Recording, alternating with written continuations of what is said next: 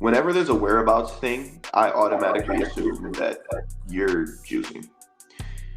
You're having whereabouts failures, hiding, right? That's kind of my thought every time. Are you nervous at all about the fact that she hasn't broken 11 yet going into what will be the World Championship?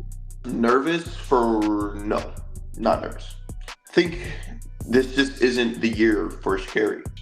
As your average 100 meters, you are one of the top 10 fastest women to ever step on this earth on an average day. If that's not dominance, then I don't know what is. So, number one person that could be in contention for a medal, Kashane Thompson. Absolutely. Kenny Bednarik. No. Oblique Seville. Absolutely. Tamaras McCallum. No. Abdul Rashid Saminu. No. Akeem Blake. No. Akani Simbine. No. No. Noah Lyles. Yes. Zarnell Hughes. Yes. Oblique put a gap on Noah's ass, and everybody else just to run that fast in the rain, to execute that well in the rain. He's obviously super dialed in. He's super fit, and he's ready to compete at championships. Welcome back. Another episode, Track World News Podcast. Your host, Colin Waitsman, here with our esteemed co-host, Mr. Noah Williams. Noah, how you doing today, brother? Hey, blessed and highly favored as always, brother. The season is damn near coming to a close. We only got a few weeks left of the season. Still a very exciting time, though, nonetheless, brother. How you doing, my boy? Doing good. Had a great summer so far. Things going well. I guess both on the track, off the track, so can't complain. Overall have been good. So excited to, I guess, finally finish this thing up and get into fall. I will say, this is my little soapbox. I'm gonna get on real quick. I love that the World Championships is the last meet of the year. I think that's the smart move. It's something we should do. I also understand that this is a global sport and that things happen all over the world. But can we please finish the season before like college football starts and the NFL will begin? Please, because it's tough for me to, watch and for Americans to really get into football or get into track and field championship when it's supposed to be the most exciting part. But like even me as a member of the media and everything, it's like I'm starting, like I can feel, it's like when you have too much of a good thing, it starts going down a little bit. That's what I don't know if you feel the same way or if I'm completely off base, but if this was the week of the World Championships and we just moved it all up a little, I would have loved that. Like finish at the end of August, we're good, and then we can let the fall sports be the fall sports. But I don't know. What are you thinking? If that were the case, if we did move everything up, I wouldn't necessarily have a problem with it. But for this season specifically, like I'm still very much excited for the end of this year because there's two things that I just don't know what are going to happen, and I want to know what's going to happen. In those two things, one is what's going to happen in this men's 100-meter final between Noah, Kashane, Oblique, and whoever else is going to throw their hat in the mix. And honestly, the second unknown for me that I want to know is what's going to happen in this 400 hurdle. Men's. Like, I'm very compelled. I mean, we still have so many compelling stories here.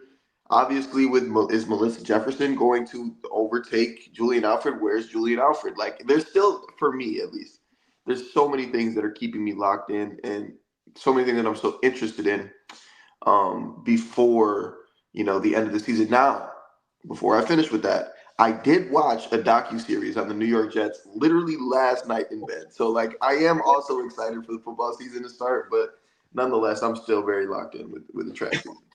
Okay, there you go. No, I think it's like, yes, I'm interested in a lot of the storylines, and I'm really looking forward to the 100, like you said. I was like, I'd love for it to just be a little earlier. Like, what the championships happen in September. People are going to be back in school. Like Maurice Gleason is at Georgia right now. He's going to have to get ready for the World Championship coming back out.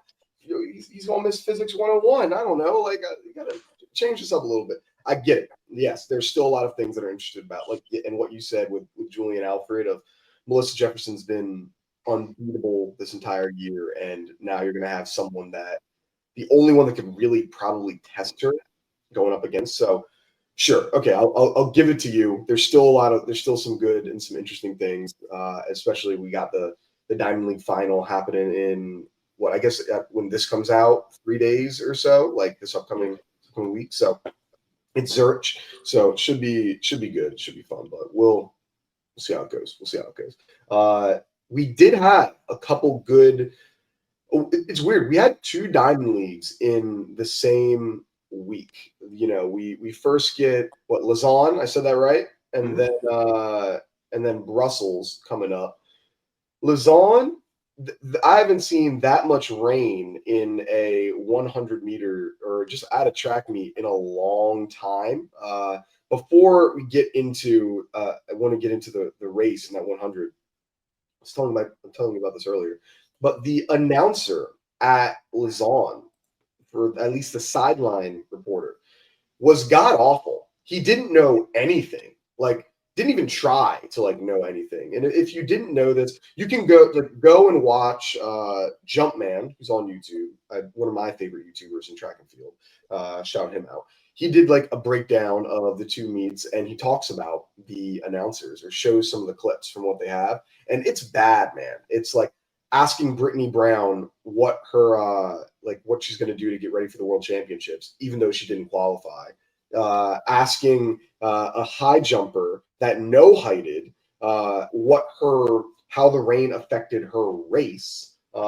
Asking Noah Lyles what his favorite position is in the 4x1, and then following that up with the excellent question of what's your favorite thing about the Diamond League, which you said next question. So just terrible sideline reporting from the official Diamond League announcer. So just really bad. I mean, have you ever had something like that after your race where it's clear the announcer or the person interviewing you just had absolutely no clue who you were or what was going on? No. I think every time I've been interviewed, it's been very professional, whether it's John Anderson or Lewis or whoever. They were always done a good job. So, tisk, Diamond League. You guys got to lock in, do a little bit better. And whoever that reporter is, man, I might spam your Instagram comments. Y'all know that I'm one to spam Instagram comments. So I might do that.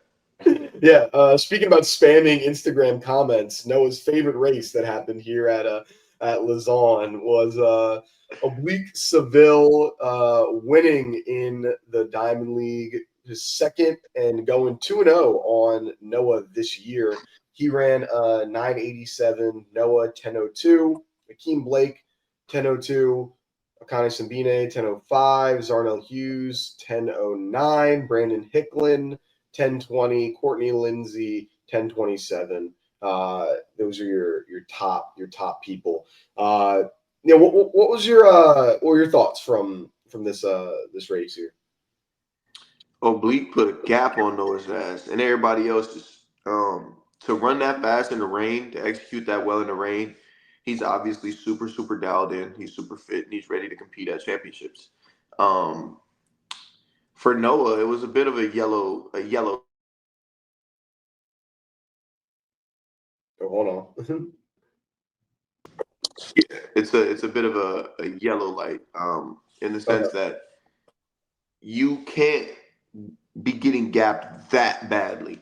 We all know you have great top end speed, Noah. Everybody knows it, but there's no person in the history of the world that can close a gap that big. So kudos to Oblique. That was a hell of a race. That's a 9-7 race in good conditions. And obviously at this point, if we aren't mentioning Oblique in medal contention, we would be crazy people. So, like I said, kudos to him. We got to give him his respect for that. And now I'm just excited to see it in Tokyo. Yeah, I would say yes. It looked like when I was taking a look at the splits and taking a look at the race, and even after when Noah had his interview, he was like, "Yeah, this was a really bad start. He got left in the blocks." Oblique had a 0.1 lead on him just coming out of the blocks, and that is an impossible feat to come back from and even for Noah, who closes really well. And then I looked at the splits because you would think, oh, like Noah, his second half is the strongest part. Oblique usually starts falling off by then. Nope, like Oblique had the exact same splits last 10 meters for I think it was 10 meters, like the last 30 meters or so. You look at it, the exact same splits.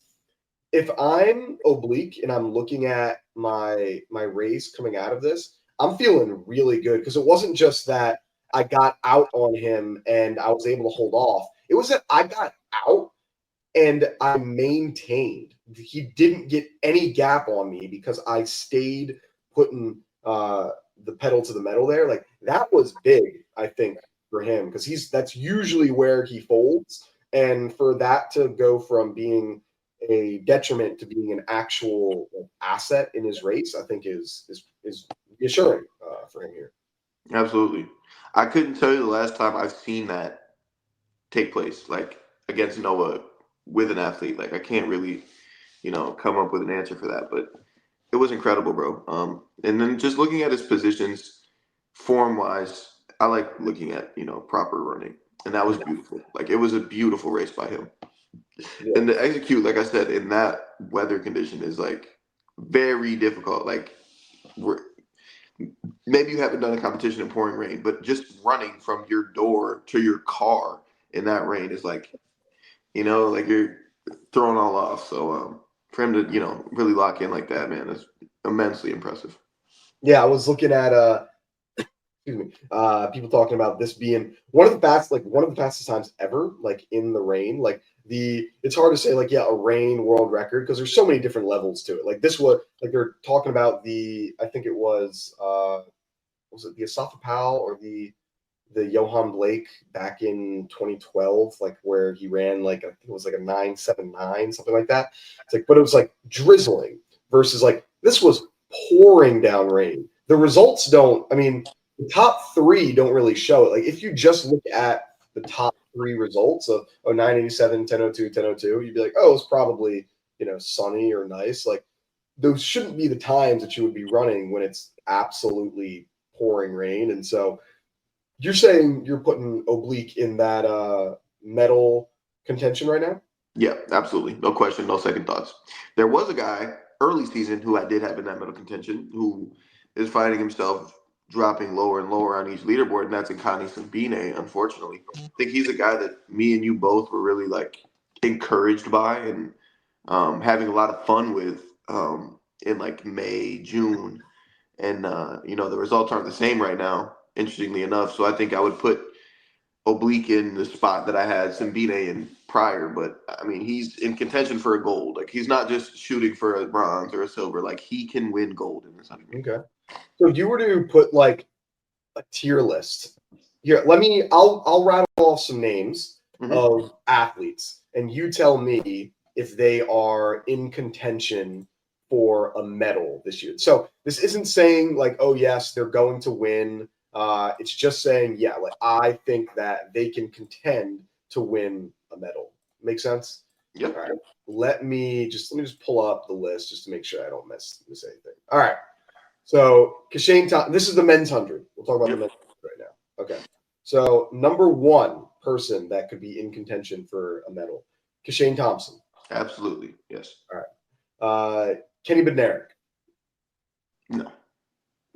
No. The second fastest person in the world right now, not in contention for a medal. Noah Lyles is going to be in the race, bro. He's not in contention. Wow. Okay. Oblique Seville. Absolutely. Tamars McCallum. No. Abdul Rashid Saminu. No. Akeem Blake.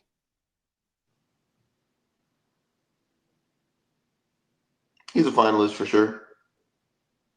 No, I didn't ask you finalists. I said, is he in contention for a medal? No.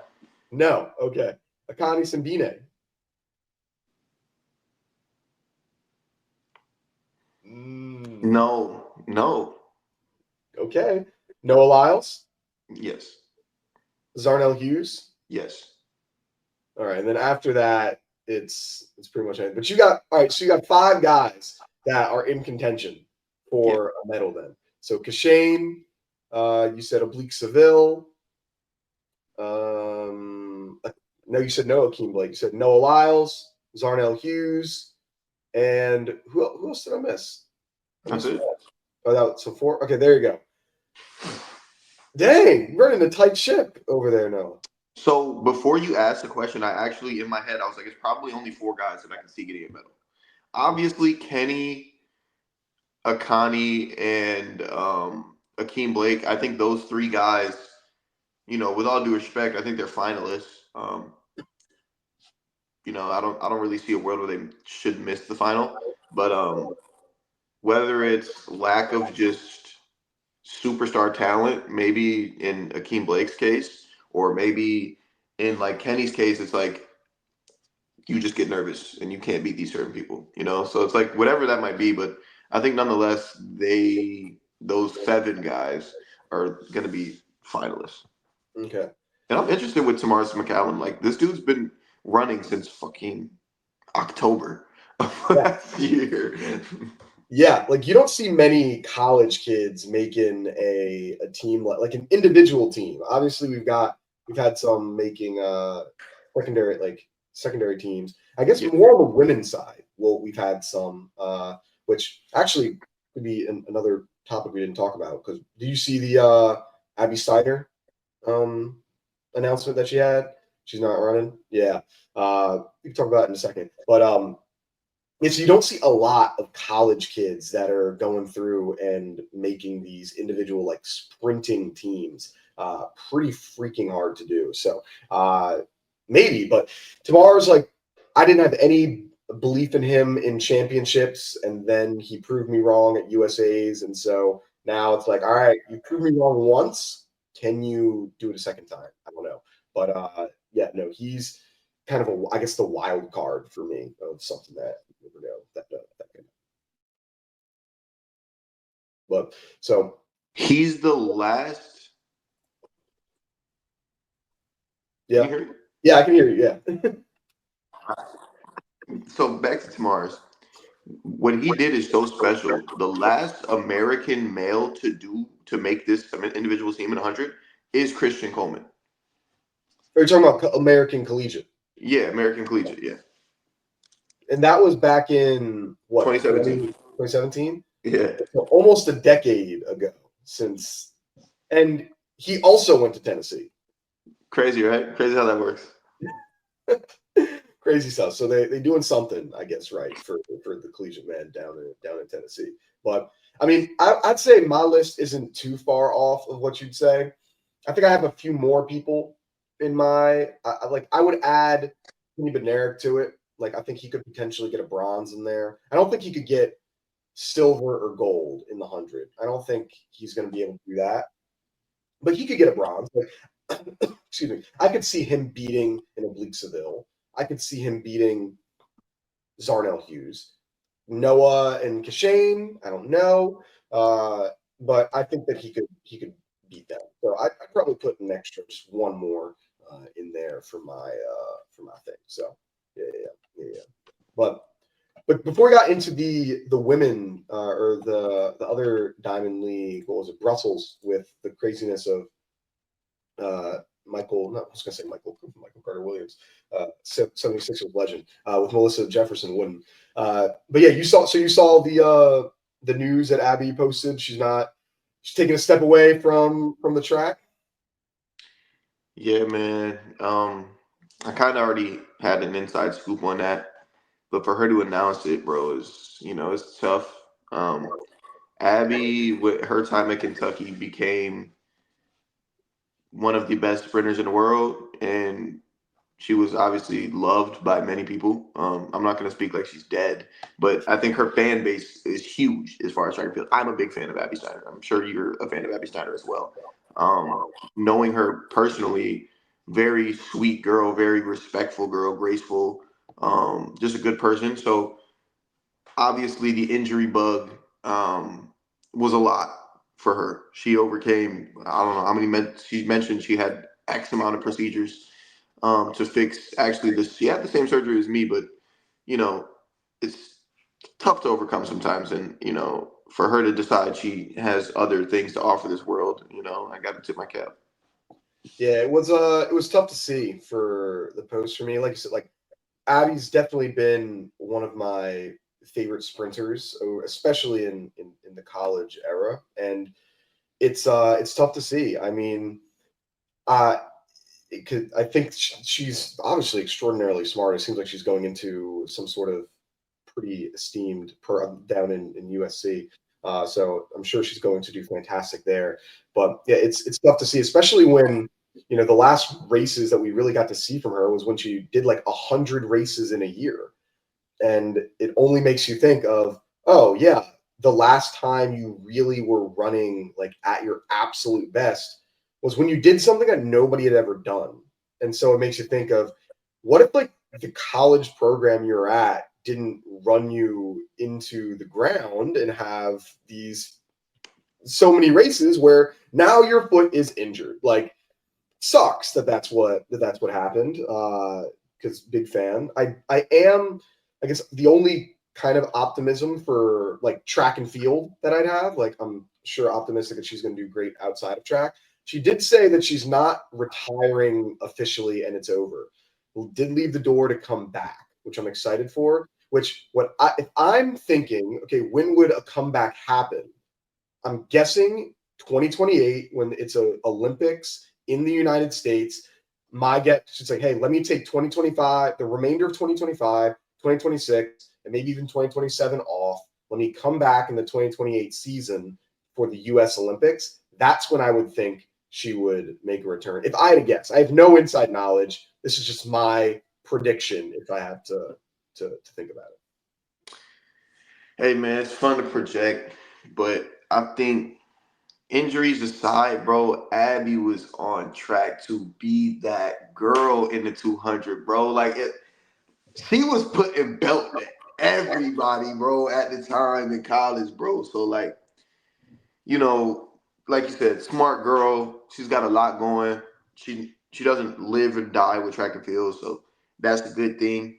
I think her situation, if she could be a bit more open as to what she's going through, like mentally, I think that could benefit a lot of other people. Because Abby's influence and her, if she speaks on something, people are gonna listen. And I think she could help a lot of people out if she do. I might actually message her to see if we can get her on the show. But shout out to Abby Steiner, man. Damn. Yeah. That would be great. I mean, she's, like you said, I think she's a lot more influential than I think she may even know. Like you Yeah. said, like I don't think she quite, like, you talk about like the stranglehold she had on track in 2022 was crazy. Like, Right. it was like whatever she was doing, everyone was watching. She had a stranglehold. And the fact that she hasn't competed like at an elite level or very consistently, I should say, because she still competed at elite level, I guess about a year or so ago. But the fact that she was still able to make this announcement and everyone's like, oh damn, like, yeah, like I do remember that. There's a couple athletes that I can think of that they were really massive in college and then maybe haven't done as much in the pros due to whatever reasons. And if they say something, everyone's still listening. I think Matthew Bowling, I think Terrence Laird, I think Abby Steiner. Those are the three where it's like, even though your professional career probably wasn't what everyone has thought it would be or wanted it to be, if you say something, people still tuning back in because you got that big enough name that I'm interested. I'm still locked into what it is that you got to say. So yeah, shout out Abby. Hopefully get her on. That would love to hear the story of what kind of gone through the last year or so with injuries. Man. But craziness. Hopefully we'll see if she comes on back. All right, to get back to being on the track, we had the Brussels Diamond League and Melissa Jefferson-Wooden with the third largest margin of victory in Diamond League history. running a 10.76 to win. Sha'Carri Richardson, 11.08 for second place. Daryl Nita, 11.15. Shelly-Ann Fraser-Pryce in fourth with 11.17. Favor Feely, 11.19. Mia McCoy, 11.21. Daphne Nikisa, 11.24. And then a few other people. What are you taking away from yet another dominant performance here with Melissa Jefferson? In a weird way, Melissa's is on track to become the greatest American sprinter since Carmelita. She has an opportunity to surpass Carmelita Jeter. As weird as this has been, her run this year is absolutely incredible, historic, legendary. The girl ran two 10.6s back to back, and then followed that up with another 10.7. Just absolutely smoking the fields that she's in, doing it gracefully, respectfully to others, in a very she's a very likable person. Like just a sweet. She looks like a sweetheart. Like that's kind of the vibe that I get. But she's an absolute dog. Dog. Hey, Melissa's probably my favorite athlete right now on the women's side. Like I'm just enamored by what I'm watching. Beautiful form, beautiful technique from start to finish. And the times that are being put down, bro, are like unbelievable. Talking about the times here. So pulled some stats, pulled some numbers for Melissa. And so I want you to guess. I want you to guess what this is first, and then I'll let you know. For this year, what do you believe is the average 100-meter time for Melissa Jefferson in the finals of a 100-meter this year? What would you say is her average? She's had, I think, 5 or 6 different races that were 100-meter finals. Average, I'll probably say 10.72. Okay, you're a little bit faster than what it was. 10.77. She did have 2.11 in the beginning. That would still be second fastest in the world right now, and I think seventh fastest all time as your average. As your average 100 meters, you are one of the top 10 fastest women to ever step on this earth on an average day. If that's not dominance, then I don't know what is. She is beating people by a level we haven't seen before right now. Like you put both of the world champion, put her in a blender with Sha'Carri Richardson. You beat Julian Alfred, who's the Olympic, champion. You're beating everyone that you're stepping foot on. You beat Gabby Thomas in her event. Like this is crazy levels of dominance right now, and it's crazy to see. I mean, like you mentioned, also like she's just one of the nicest people. I've been able to interact with her a few times throughout the year. Just one of the nicest people that I've seen as well within the track and field world. Just always super kind, and it's crazy just what she's been doing this year. 10.76 to 11.08. Like that level of margin you see at high school track meets. You don't see those in professional races where the world champion and one of the best women to ever step on the track are in your same race. Just crazy dominant. So I can't really mention this without mentioning Sha'Carri. Sha'Carri's getting better on the track as far as this year goes, right? And I think she deserves some credit for that. We were pretty harsh on her the first couple months of the season, and for her to 11.08, that's not terrible. It's not sub 11, but it was good enough to get second in a Diamond League race, right? So she deserves credit for that. But for them to be training partners, right, and for Sha'Carri to have the success running 10.7 at 19, 20 years old. This is the trajectory that we saw for Sha'Carri. I think we all knew Melissa was talented. We saw her win a U.S. Nationals right out of college. So we knew Melissa was talented too. But we didn't think it would go like Melissa like this and then Sha'Carri like this. We kind of thought maybe they both would go up on an upward trajectory. But obviously we I mean, maybe I'm wrong, but we thought Sha'Carri would be the top dog in the women's 100-meter division, not Melissa. And for that to take place the way it is, it's kind of strange. I don't think anybody has a problem with it. There's nothing wrong with it. But you know, to see Melissa just take off to this and ascend to this other stratosphere and kind of leave Sha'Carri in the background, it's an interesting what's the word that I'm looking for here? Situation dynamic. Yeah, yeah, it's just interesting that dynamic for sure.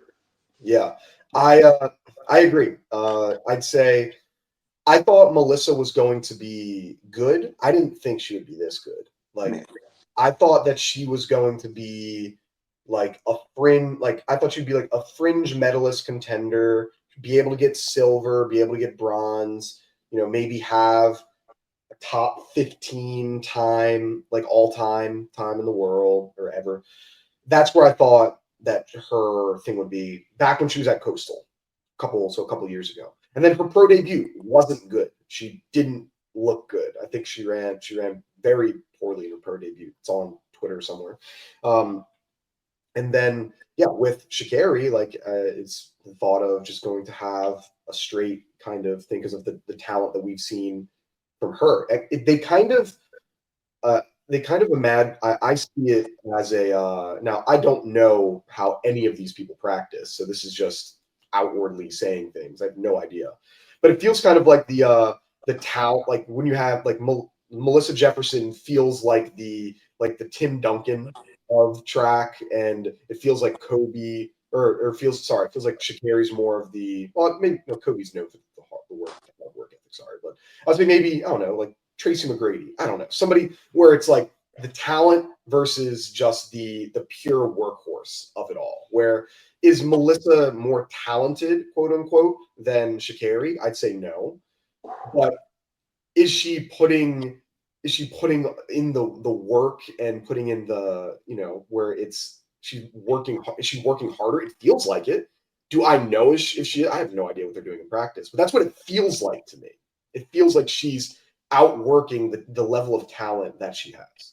Colin, that is probably the best comp you've ever made, dude. Okay, Melissa Tim Duncan, Sha'Carri Tracy McGrady, dude, you're a nut. That's incredible. That was quick too, bro. Shout out to you. My bad. Appreciate it. I had to go off the dome. I had no idea. I was developing the take as it was coming up. I knew the Tim Duncan take. I knew the Tim Duncan one. That was easy. I was like, shoot, where do we go with Sha'Carri? But yeah. So like that's what it feels like to me. So it's like and similar with that, where you can look at it. Who gets a lot of the love from the media, the highlight reels, the excitement? Tracy McGrady is one of the most talented ever. Like imagine like what if Tim Duncan, like dude, he retired on like a random Tuesday during the off season. Ain't nobody heard from him. He only did a few interviews. Also one of the nicest people in the NBA, or at least claimed to be. And so yeah, I feel fairly similar like with them. But to your point, I also would think I want to take it back to what we said our last podcast that we did or our predictions podcast where we talked about Fred Kerley and how you weren't sure if he was going to make the team, a lot of the off the track stuff. I'm thinking a similar thing right now, not with making the team, but there's been a lot of noise with Sha'Carri off the track over the last year or so. I mean, they're like going from you win the world championship, you have that film crew filming you the whole time with sprint. Like you've had some of these controversies, with Christian Coleman. You've had these injuries going on, and you've been in the spotlight when you're one of the most scrutinized athletes within our sport. No matter what you do, everything's seen from a microscope. It feels like there's just a lot of outside noise that's going on that at some point it's going to get to you. It's going to affect you a little bit, like especially when you have some of these injuries. So I don't know. I feel like it might just be a little bit more difficult where Melissa, she's not really had a lot of the scrutiny. She just was on Club Shay Shay. She got invited to that recently, which is exciting for her, seeing her kind of start to break into the mainstream. But when you break into the mainstream, like there's a lot of positives that come with that. Also, a lot of difficulties and scrutinies that can come with that when you're no longer just the private citizen. You get your arrest tape leaked on YouTube by TMZ. So it's, I don't know. I feel like there's some difficulties there too. Definitely some. There's more that comes with it. Yeah. I don't think that should change the type of person that you are, right? I think the same. Yeah, like with more eyes, more people will see your character. Now, whether you're a sweetheart with 10 cameras on you versus a sweetheart with 100 cameras on you, or you're a domestic abuser with 5 cameras on you, or a domestic abuser with 500 cameras on you. That doesn't determine the person, but it just determines how many eyes are on the person, if that makes sense. Yeah, with great power comes great responsibility. Absolutely. Shout out Spider-Man and Peter Parker, man. People forget. But so not only, I mean, to go back to Sha'Carri, so are you nervous at all about the fact that she hasn't broken 11 yet going into what will be the World Championship? Nervous for no, not nervous. I think this just isn't the year for Sha'Carri. I don't know. I don't know if this. I don't think this is like, oh, her career's done and she's never gonna be fast again. I don't want to go as far as to say that, but I just don't think she's gonna win this year. Probably won't medal. That's okay. Yeah, it's gonna be real. Like it's gonna be real hard to say that she'll win. I mean, right now, like guess the time where she's ranking in the world right now. Probably 18 to 22, somewhere in that range. That would be really nice, wouldn't it? Imagine you're 18 to 22. She's 56th in the world right now. Ooh, 10. Wait, 11 away. It was her season best. 11:05. She ran on August 16th in Poland. If it was 11:08, then that would be 65th in the world. Like holy shit! Richardson's the 56th person in the world right now in the 100, like behind names I can't even pronounce. I mean, it's not great for sure. And so, yeah, to your point, I just don't think this is her year. And if she didn't have the bye, I bet you she would have taken off this year.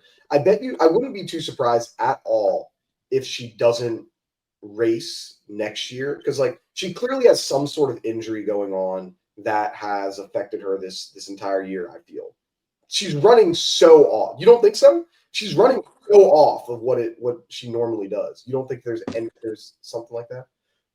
When it comes to stride pattern, I'm looking hard for a difference, and I do not see one. There's 2 differences that I see this year in Sha'Carri than I've seen in the past.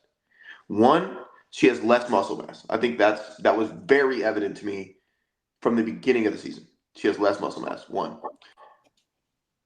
What was the second observation? Shit. So I think the second observation was just like that there was like a evident shift whenever Sha'Carri would get up. We always knew she couldn't start, but her top end was so impressive. Like it just looked better than everybody else. So that like burst of speed, that's not evident this year. So she looks a little smaller. She doesn't have that evident burst of speed. When it comes to the injury, though, I think she spoke on having a calf issue in like February, March-ish, around then. Yeah. It's August. Okay? A calf isn't going to come up. Noah had a foot where he had to stop training in May, June. Kenny had to stop training in May, June. Okay, now I can see a residual effect from that because that's in the summer. You talking about a calf in February? Like I don't give a damn now. Honestly, it's 6 months later. Did you tear your calf? Like was you out for 3 months? Okay, a calf strain where I was out for 4 weeks, 3 weeks, 2 weeks. It's August. I feel you. That's why I'm thinking it's got to be worse than what we think, because like it's so what I'm trying to do. I'm trying to give a benefit of doubt here of like Okay. I'm saying you look so bad compared to how talented we are. There has to be something different. Like, there's got to be. Like, it's like you're such a talent, and you're not even performing in the same area code as like she can. If you didn't like look, you know how crazy it is. You thought that she was 18th in the world, and she's 56th. I think like this, if that doesn't show how far off you are when you're a former world champion, one of the fastest people to ever touch the track, and you're 56th in the world, that shows like, all right, there's got to be there has to be something that we're not that is not being spoken of. So since there's things not like we don't know, so everything is up for speculation. We've seen this, video come out, and obviously, I think we can all agree it's harder to run and perform at your best when emotional energy is being taken up in toxic situations. Okay, like that is valid. Um, Now, whatever her home life is, her relationship life is, that could very, very much, be hindering her performance on the track. Um, there's other allegations that I don't really want to get into, but there's many possibilities as to why Sha'Carri isn't running as fast this year. Okay. Yeah, I mean, I think the emotional part can definitely be real. Obviously, for me, it's on a very different level. But like my like just like deaths of family members or sicknesses or like whatever it is. Like I remember I competed like the day after, I think it was, like finding news of like a family member that had passed away, and it was like this is either going to be the best performance of my life or one of the worst performance of my. There was no in between. Just like a fever dream that entire time of just like, and it was not my best performance of my entire life, unfortunately. But it's just like the emotional things that can play, and I can only imagine of when you're going through legal trouble of what that could potentially sound like. Absolutely, and I mean, nonetheless, man, like did kind of all right considering the circumstances. Being in cuffs and then hopping out on the track. Second place, not terrible. But there is another person we haven't talked about that was in this race that I'm sure the Jamaican fans would love to hear. Shelly-Ann Fraser-Pryce coming in fourth place with an 11:17.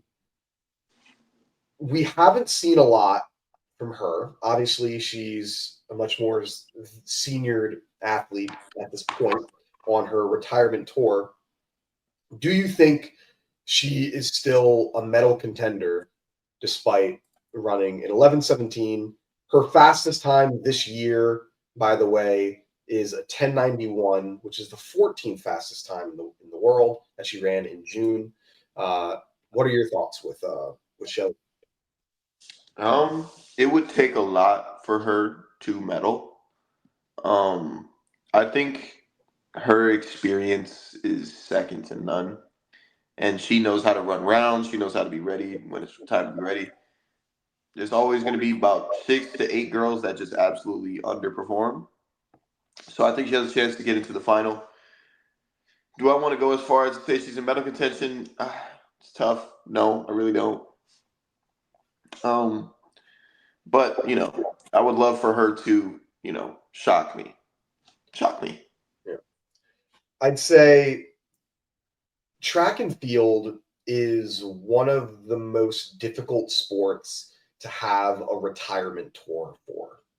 If you're a basketball player, you can announce in the beginning of the season, hey, I'm retiring this year, and it can still be a great year. You're going to have some moments. Kobe Bryant dropping, what was it, 60 points on his final game. You're going to have, sure. Does anyone remember the other games that he played that year where he played like garbage because he was old as hell? No. Remember that singular moment. You can have John Cena right now on his retirement tour, where, in my opinion, a lot of his matches freaking suck because he's Yeah. old as hell.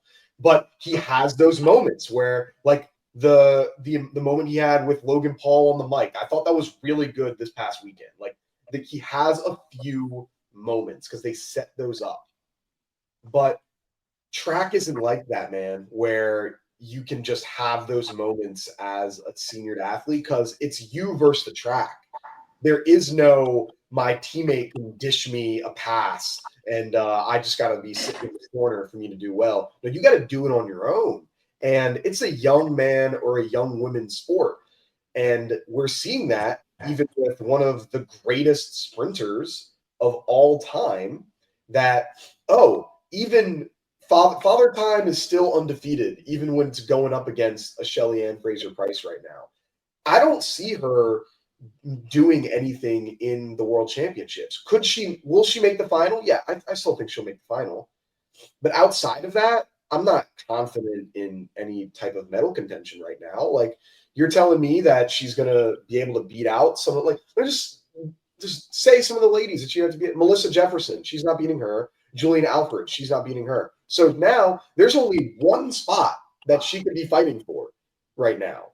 And I don't think that she's going to be able to get that. And, beating people like, Clayton, her own countrymen, Sharika Jackson, Aaliyah Hobbs, Sears. I just don't see that. I think it's going to be really tough to see her coming through and doing that. So it's going to be hard. So, although we neither of us picked her in contention for the 100, what about that 4x1? 4x1 is different.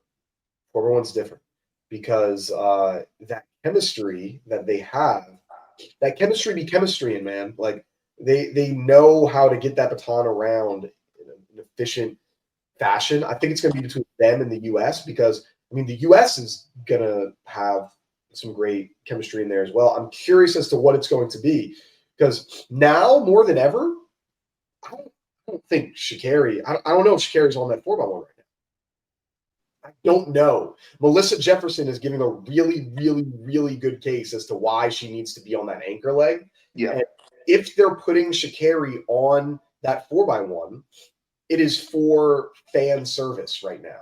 She's the 56th best person in the world. She's not top. You don't have an argument for why she's top 4 unless she does something crazy at Worlds. If she does something crazy and she ends up medaling in the 100 or even getting into the final in the 100, dropping something in the 10s, then sure, yeah, you're right. If she does everything that we've seen thus far, there's no actual argument for being on that 4x1 other than her name is Sha'Carri Richardson. So, as it stands this year, because I was hoping we would get to this. As it stands this year, obviously we have Melissa as the world leader, right? Okay. That's my anchor. Sorry. That's my anchor. Gotta be on my second leg, but I want her to be my anchor. Kayla White, 10-8. Okay, 200-meter specialist. I could put her first. I could put her third. That's what I want to do. Gabby Thomas, although she didn't, not on the 100-meter team, I believe she's run 10-9 this year. You could correct me if I'm wrong, though. Yeah, she's ran. Where'd it go? Let's see. No, she just missed 11:02. Okay, so do I want a girl who ran 11:02 or a girl who ran 11:05? Mm-hmm. Yeah, if we're being fair, do I want a girl who ran 11:02 or a girl who ran 11:05? I want a girl who ran 11:02. So, and on a curve too, on a curve. Gabby's a better curve runner for sure. Quite, yes, exactly. I agree. And then I have Aaliyah Hobbs. Right? So I can't, I gotta be fair. I have to be fair. If I'm being fair, those are my 4 fastest. Unless, well, who else is in the 200-meter team? 200. I think did Mackenzie? I was gonna say, did Mackenzie just miss? I thought that she just missed out. Was she 4th or was she second? There was something she just had missed out on. Wait a minute, let me pull it back up. Mackenzie, but she had ran a 10:98. Let me pull it up. I got it right here. The 200 meters at the U.S. Championship. Where is it? Oh, Anavia. Anavia battle, yeah. Okay, so you got Anavia, you got Gabby, and then U.S. Championship. She came in fifth. No, she was by like 2 positions actually. Okay. Wait, who won U.S. championships this year? In the 2. Who won it? Melissa. Yeah. Okay. And then Gabby came in third. Yeah, it was Melissa, And Navia, Gabby, and then Brittany Brown came in fourth. Mackenzie Long came in fifth. So Navia, I think she's run 10.9 this year as well. Yeah. So there you have it. 5 American women that have ran faster than Sha'Carri in the 100 this season. Yeah. It's gonna be, like I said, I think it's, if she gets on it, it'll be because of the performance that she's had in the World Championships if she does well, or it would be because her coach has a lot of like the political power of it all. I think because there's a lot of people in that camp that's on the relay, and there's some of that, or it'll be just the star power. They're like, we need to have somebody, more people watching this. Let's put Sha'Carri on the race because we know that's going to happen. I think that's really the reasons it would have it, because she hasn't earned a spot as of right now. Like there's plenty of other people that have earned the spot over her at the moment. So yeah, I think it would be tough to end up putting her there. Yeah, it wouldn't be the right thing to do unless she can run clearly faster than anything Gabby or Navia have done this year. There's no reason for her to be on the team. Yep, I agree. So she's got 2 more races or 3 more races potentially. She gets into the final of having to drop some sub 11. Like if she gets sub 11, I think that they'll put her there. They'll get it. But we need to see that out of her to be able to do that. So cool. I guess the last thing, because we missed last week recording, but I said this kind of happened 2 weeks ago. But the Fred Kerley suspension, whereabouts issues, not going to be there, made a lot of noise on track. Really the only predominant name in sprinting this year that has been suspended, unless I'm missing some name. Like we've had some in years in the past where plenty of big names have been suspended. This has really been light on the sprinting side, a lot more on the distance side and things like that. But what were your kind of takeaways from seeing this come down? Yeah, disappointed, of course, was my first thought. Whenever there's a whereabouts thing, I automatically assume that you're juicing. You're having whereabouts failures, hiding, right? That's kind of my thought every time. Now, although that will never be proven, or probably will never be proven, that's still where I'm at with it. So, it makes me look at Fred in a very, very, very different light than I looked at him prior. TBH, to be honest. Could you? I mean, you're in the pool, like the test. For those that don't know how it works, like whereabouts testing is, could you share like what you're supposed to do, how you're supposed to do it, just for people that may not know how that works? Basically, you have an app, okay, and you'll get a notification, and you have a window of when your testing is supposed to be, right? Like 7 a.m., 6 a.m., whatever. So you already have like a bit of an idea as to when your testing could be or should be. But whenever you travel, wherever you're going, that whereabouts should be updated. Especially you miss one test. Like I can understand, you don't feel like updating it. I just had to go on a little road trip and I went back home and maybe the crazy occasion happened where they came and I wasn't there. Okay, cool. I missed one. After I missed one, I'm super paranoid and I have to update every single time that I leave the house. Everywhere that I'm going, I'm updating. You missed 2. That paranoia should be raised even more. I don't want to get a third. If I get a third, I'm done for years. That's the severity of the situation. So to be as careless as that is, or maybe intentionally careless, it tells me that you have something that you're hiding. If you're clean, as tedious and as annoying as it is to update your whereabouts, you have to do it to protect your career. Just as simple. So he was doing something that he had no business doing, if you ask me. One thing I was curious on, what would you, or do you think other athletes would be in support if like it seems like these apps like that you have to use, you have to manually update it. Would you, or do you think other athletes would be in support if the app like had a feature like almost every other app where it's just updated audit, like your location is just shared with them all the time? I can see why people would like it because then you don't have to update these things all the time. So it's great. I can also see why some athletes wouldn't want it to happen because then it's like, why do you need to know literally where I am 24/7? Like I can understand why some may not, but maybe it could be where the location's only updated during your window. So you only know where you're at from 5 a.m. to 9 p.m. And then it turns off. I don't know. What would be your thoughts on something like an app if it was able to do it automatically? That would be better in my opinion. If my window is 7 a.m. to 8 a.m., like just okay, your location services will be turned on if you allow it from 7 a.m. to 8 a.m. Okay, cool. Yeah, no issue at all. There would never be an issue. There would never be an issue. Yeah. Literally, there would never be a problem. Now in that case, if that does become a thing and people still miss tests, then it's very, very blatant that you are trying to miss the test, you know? Mhm.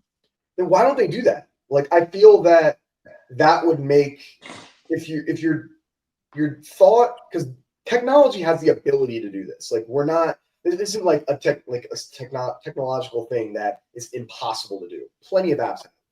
So it makes you think like if they know that this is the case, and it's not like there's some sort of athlete union or whatever that can be declining doing this unless different federations are saying no. It would just make it easier of just shared locations throughout the time. And like you said, then you wouldn't have this excuse. If that's truly what you want to do, if you truly are like, we want this to be a clean sport, then that would be the best way to do it. Because yeah, if I forget that I'm going to be going out, like, because if I'm going to Target and well, I guess if you have an hour, so maybe you'd be able to get back, but or if I'm going to see my mom or dad who might be sick and I'm trying to come back, hit track. Like I could see some actual legitimate reasons that may happen, but like they could just easily fix it. Like you said, it makes you think like what's kind of going on behind it. And that's the thing, Colin. Maybe I am with my parents on the other side of the city, and then I get stuck in traffic, and I can't make it in my window. Guess what? That's just one miss. I still got technically two, but like I got one more, Mm. one more like grace, So it has to happen again, and it has to happen again. Come on. And it's within is it within the calendar year? Like from when you miss it, you have 365 days until it like resets. Like what? Because you get three misses. Is it just three misses in your entire career, or is it three misses over a 365-day period, then it resets? Or That's actually a good question. I think it's just 3 period. okay, I thought that it was in like a certain It's period. got to be in some sort of time frame, Yeah, but for a period. Someone yeah. in the comments, I'm sure, will say like, "How do you not know you're?" How do you not know? Well, if you just don't miss it, you won't worry about it. My thoughts on it of I'm in the same boat as you are. Of this is like what I said earlier. Like with great power comes great responsibility. Like this isn't something that you're not aware of when you get into this profession. When you decided that you wanted to become a professional athlete, you knew that you're going to have to share your location with strangers that are going to watch you pee in a cup, uh, and that's going to happen multiple times a year, and you're going to have to be okay with that. And it's not like you became pro and you're like, whoa, what is this? This is outrageous. If that was the case, then okay, I'd get it. I'd get it.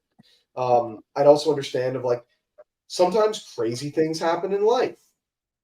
Sure, I can understand that, there's a lot of things that happen. But like once again, this is your profession that you want to do.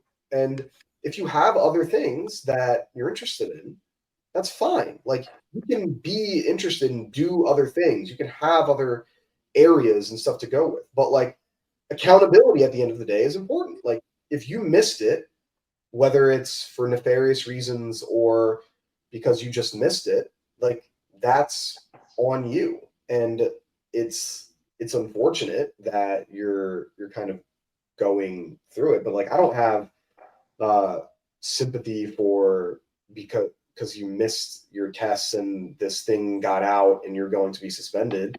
Like I'm seeing other people, talk about, other athletes could have potential suspensions. It's like, sure, maybe there are others. I'm sure there are probably others that might have been swept under the rug, but I can't speak on those because I don't know about them. What I do know is that this was aired out, and when you're a multiple time Olympic medalist, a world champion, that comes with a different level of scrutiny than a person who is not a multiple time Olympic medalist and world champion. You're different. The rules aren't the same for you, and you have to understand that. Like the rules for a Fred Kerley is very different than the rules for insert whatever athlete you want here that is not a multi-medalist, and you have to understand those and recognize the responsibilities and potential suspensions that come along with it. And so yeah, sucks, and definitely see it in a different way. And he's definitely gone through a lot of stress and difficulties this year and last year with both off and on the track stuff. So it's hard for him, I suppose. Yeah, play the game, play by the rules, and everything should be fine. But if you're doing shit you ain't supposed to do, it can get you, man. Stuff can get you. But well, that's anything else we missed? You have your international athlete of the week. Who you got? Man, this goes without saying, bro. International athlete of the week, man. Gotta be Melissa Jefferson-Wooden. Popping her shit all year long. I'm actually about to send 2 copies just because she went back to back at the Brussels and Lausanne. So 2 in 1 week, that's a record. That's the International Athlete of the Week record. I think that's her 4th this year. 4th. Yeah, so she's killing it. She's at the top of the leaderboard as far as Athlete of the Year.